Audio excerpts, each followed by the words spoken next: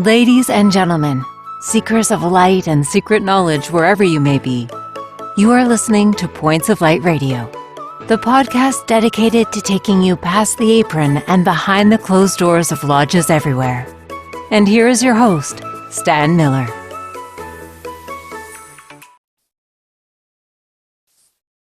Hello, brothers and sisters. Shalom. Assalamu alaikum. It's great to be back with you here on Points of Light Radio. I hope you're enjoying the segments of Points of Light Radio that I've brought you so far. I know I've enjoyed bringing them to you. And my guest for this segment is making a repeat appearance. His name is Michael Duque. Now, you might recall Mr. Duque from a previous installment of Points of Light Radio where he talked about chartering a Knights of Pythias Lodge in the Philippines. And just to recap, Mr. Duque is a writer. He's written various materials about nursing, fraternities, and even about the pandemic. Mr. Duque, as I mentioned, still belongs to various other fraternities and appendant bodies of Freemasonry. And today he's here to talk about an appendant body or concordant body of Freemasonry called the Order of the Secret Monitor. The Order of the Secret Monitor, from my research, is Dutch in origin, and it was discovered in the last quarter of the 19th century in the Amsterdam archives by Masonic scholars. The Order of the Secret Monitor meets in what they call conclaves. There are 3 degrees to the Order of the Secret Monitor. And the Order of the Secret Monitor, or Brotherhood of David and Jonathan, as it's called, has been described as probably, and I'm quoting, the most caring of all Masonic orders. We'll see if my guest agrees with that.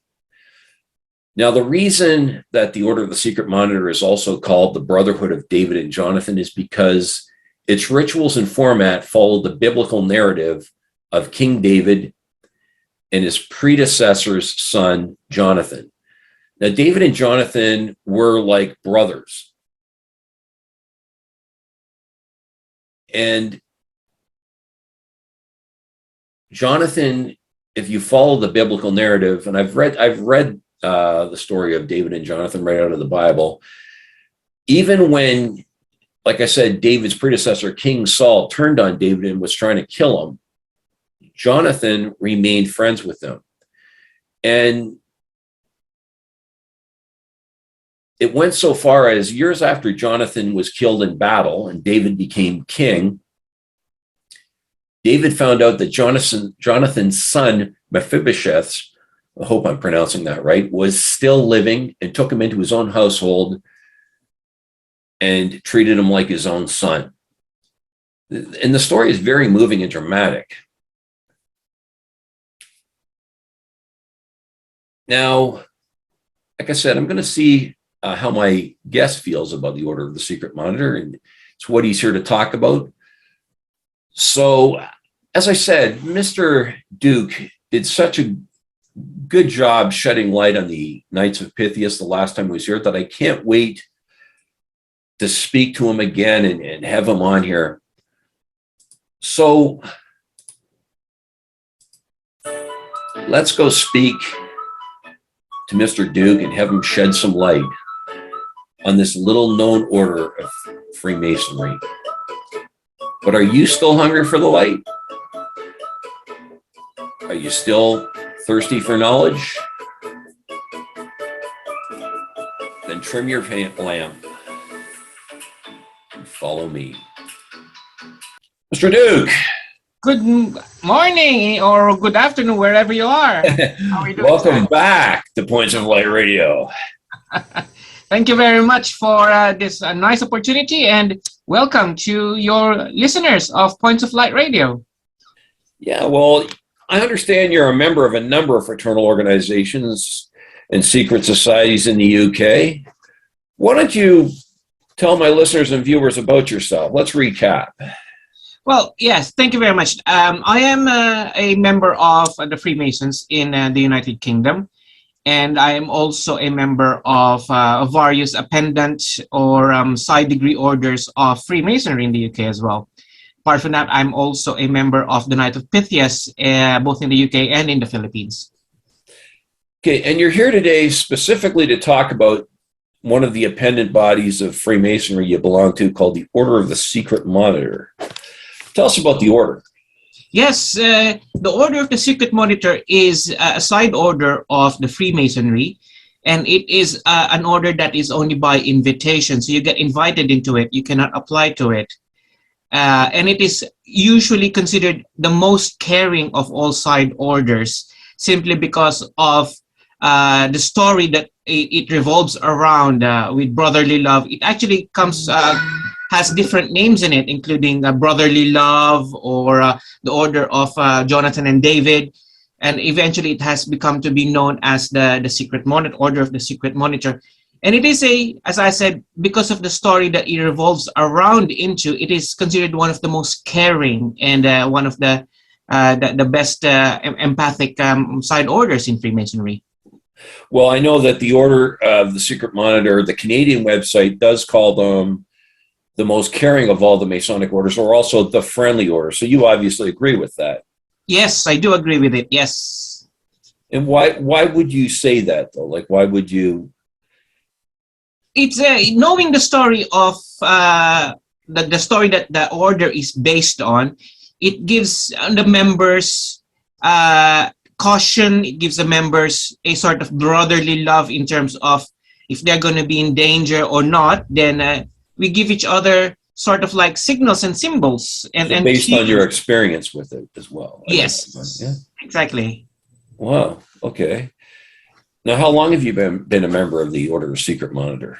Well, I've been a member for more than 7 years now. And in fact, here in the UK, I don't know if it exists in other countries, but we have a sort of like within the Secret Order of the Secret Monitor, we also have sort of like what we call the Arch of Steel, which is a part of the Order of Secret Monitor, which actually assists and does the honor guards for the provincial superior or the provincial lead, really. And I don't know if that exists in other countries, but here in the UK, we do have the Order of the Secret Monitor. And inside that, we have the Arch of Steel, which is like a bodyguard, really. It's just like an honor guards. Wow. Now, what are the qualifications for membership in the Order of the Secret Monitor? Now, I know you say you have to be invited in, but can you say just would you have to have all 3 degrees of Craft Lodge, or can you go and join right from first degree? No, here in the UK, what we do have is a person has to be invited, but he has to have a 3rd degree. He has to be a Master Mason before he gets invited. And as long as you have been a Master Mason for at least 4 weeks upwards, then you can be invited into it. Okay, so how long have most people, though, that you're finding, have they been in a year or so? As Master, yeah. Yeah, most people have actually been, we don't take it quickly. So what happens is we let the Master Masons sort of like settle for a while into their newest degree, and then we usually wait 6 months to about a year before we get them in. Or, that depends. I got invited after about more than 3-5 years, because I've never met anyone really. So only when I met one and I mentioned my interest in it, and that's when I got invited into it. So again, if you don't mention it, then people will not know. Okay, why do you think that is, that they really don't talk a whole lot about it? Because I do know over here, I've met Freemasons over here. When I mentioned the Order of the Secret Monitor, they're like, "What? The what?" Like, is it just the way it is? It's a little more secretive, or it's just they don't do maybe is what they should do, market it, shall we say? Well, I think there's two aspects into it. One is if you are to be friendly, you have to be open with what your interest is, number one. Number two, in any organization, especially in Freemasonry, it has to come from within, from the individual interest. Rather, it's better for somebody to ask than to be asked. So Yeah. so that's generally the principle that is floating around in the whole of Freemasonry. Really, it's better to ask than to be asked, because it comes from within you, from the individual person, and that's better than asking somebody to if they would like to join. So they might say yes simply because out of respect or out of courtesy to the individual. But if it comes from the individual himself, then that is a much better way of getting that individual interested.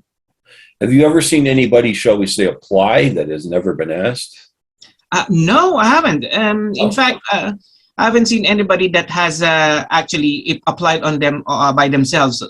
But what I do have is people asking me, because they know I am, and then I just say to them, let's talk about this some other day, or let's wait for a few weeks and then let's see if you're still interested. So it's not outrightly saying no. It's not outrightly inviting them as well. It's, let's see how it goes in the next few weeks or next few months. I guess, let's be blunt, there's a certain commitment that goes with that too. Membership. Yes. Yeah, exactly. But what drew you, first of all, to Freemasonry? Was it in your family? Was it? Now, this is a very good question. It is actually by accident. My grandfather was really into all this fraternity, and I was young. I would see him during my younger age that he was wearing all this nice regalia, hats, and everything. And I just thought it was Freemasonry. So I applied for Freemasonry here in the UK, not knowing anybody. It took me about 3 years before I got actually a proper interview from the time I asked to join, simply Wow. because I didn't know anybody. And it was the first time for them to experience somebody knocking in their doors and applying. So it took me about 3 years, and one of the things they actually asked me in the interview was what you actually said and asked. And I explained to them my grandfather, same thing. And they asked me to describe what my grandfather was wearing. So I described it. And then they suddenly say, well, your grandfather was actually not a Mason. He was actually one of the other fraternities, the Knights of Columbus. That's what they said. My father was the way you're describing it. Your grandfather, my grandfather, was a Knights of Columbus, and behold, in fact, he is. When I did ask my grandmother and my aunties and uncles, he was a Knights of Columbus. Anyway, so I just said, well, I'm here anyway. You already interviewed me. I waited 3 years. Let's go on. So that's the beginning of my Masonic journey, really. And what drew you to the Order of the Secret Monitor specifically, shall we say? Well, I'm a very curious person, and I try to connect stories. I try to find out the deeper meaning of every organization or fraternity that I go into. And my research has led me to the concept of brotherly love. As we know, it's an open secret or open knowledge that Freemasonry is brotherly love, belief, and truth.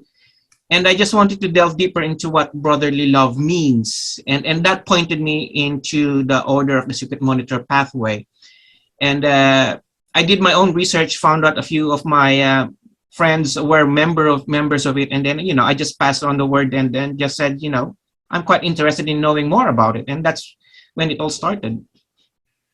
Well, what exactly does the Order of the Secret Monitor do? You mentioned they do an honor guard, but also what else do they do? Well, they also do charities as well. We look, it's because it's a very caring and a very friendly order. We do look after each other. So if you have not attended a meeting, there are people assigned to look after each other. So there are sort of like what we call groups within the order. And if you are responsible for 5 or 6 of the lodge members, and you have to make sure that they are okay in terms of physical health, mental health, or anything else. So you keep in touch with them. So there is a very strong bond of friendship within the order itself. And people are assigned into it, members are assigned into it. And they report on the status or the health or the physical condition of individuals every meeting, really. So it's very closely knit. So I think this comes back to what you said about people asking to join without really knowing what it's about, because I have heard of members of craft lodges that sometimes don't show up to a lodge for a year or more. So if you join the Order of the Secret Monitor, there is an expectation that you're involved in the lodge as well. Yes, definitely. You are expected to get involved very strongly. So especially if you are the one that has been appointed to look after 7 people, you would have to get in touch with that 7 people very, very closely until the next meeting. So it's not only once, twice, or even thrice getting in touch, but as often as you can. So it's developing a very strong bond with individuals within the group. And attendance is important. Yes. So okay, so I do know that from my research that there are 3 degrees to the Order of the Secret Monitor. What exactly are they? Well, number one is when you get into it, when you get admitted into the Order of the Secret Monitor, and the other 2 are when you go and progress into the offices into it. So those are the other 2. What are they called? They're called, the one is an induction. It's the first one. I'm not privy yet to the second ones and the third one because I've not gone up. Okay. Yeah. And how long does it usually take, for instance, to go through the degree system? A year? It depends, really. Entirely depends on the lodge or the meeting itself or the order itself. Here in the UK, we only meet 4 times a year, so it's pretty slow. Not unlike in other countries. I know they meet every week or every month, if I may say so. Wow. So that depends really on how often they meet and the number of people they have.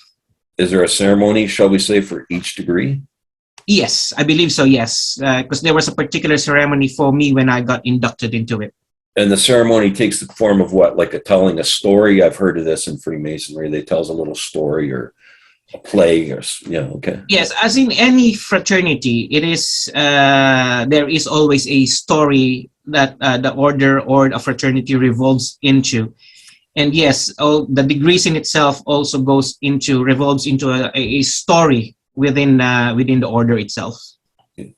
Now, I've heard it said that in Freemasonry that you learn a lot about yourself as you go through the degree system. Have you? Well, I have. Not entirely with a particular order, but with Freemasonry and the appendant bodies or the side orders in general. It has made me look into myself more. Again, with Freemasonry's battle cry of making a good man better, I must admit that it has, in fact, did me something good, really. It has made me more aware of myself, the way I talk and speak, and the way I relate with different people. It has actually changed me in a sense. It has influenced me to a certain extent of making me more better in from what or who I am yesterday or the day before yesterday. And I think you'd agree then that the Order of the Secret Monitor has enriched, shall we say, your Masonic experience. Oh yes, definitely. It has given a completely new meaning to the word brotherly love for me by joining the Order of the Secret Monitor. And you say that you belong to other fraternities and pendant bodies. What are they again? Well, I belong to the Mark Master Mason, the Royal Ark Mariner, the Accepted in Ancient Scottish Rites, the Rose Croix, and the Knights Templar and Knights of Malta. Wow. Well, are you going to come back and tell us about those sometime too? That'd be great. That'd be wonderful. I'll be happy. I mean, everything that I talk about anyway is open on the public domain. So there's nothing really that is me telling about anything that shouldn't really be. So I'm happy to do that for you, Stan, and for our listeners, so that they will have a lot of light coming into them, so understanding fraternities. Yeah, and I if you were, if you were seeing some Freemasons there that were looking at,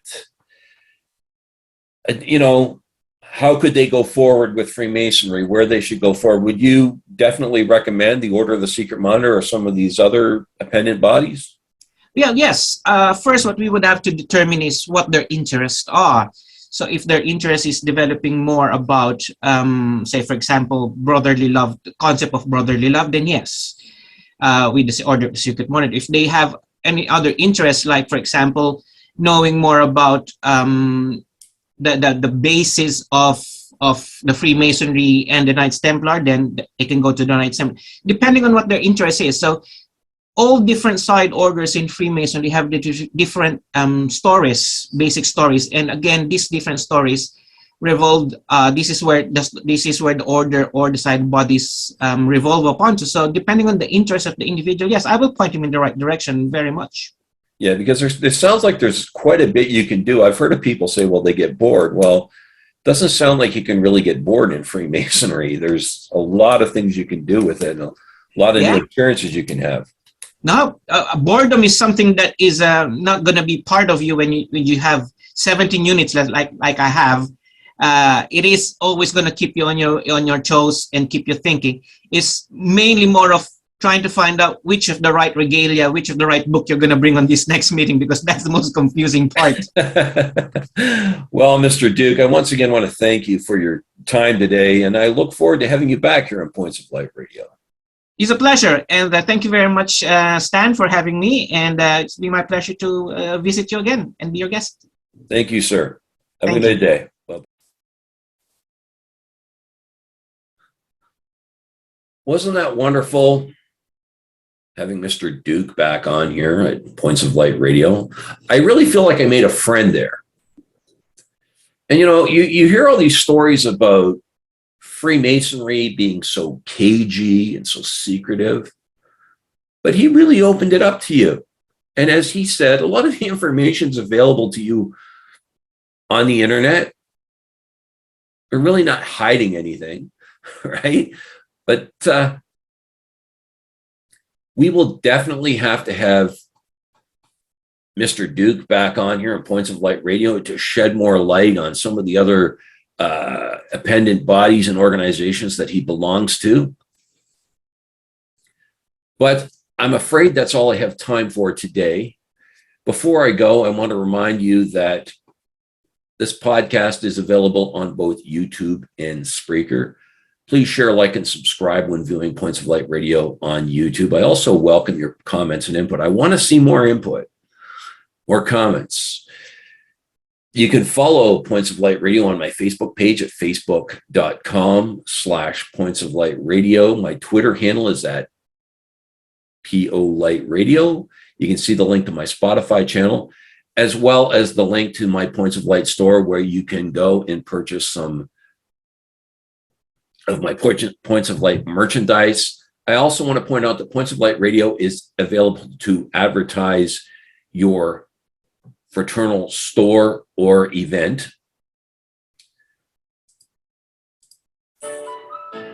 But as always, brothers and sisters, it's been a pleasure fellowshipping with you. And until we meet again, just step into the light.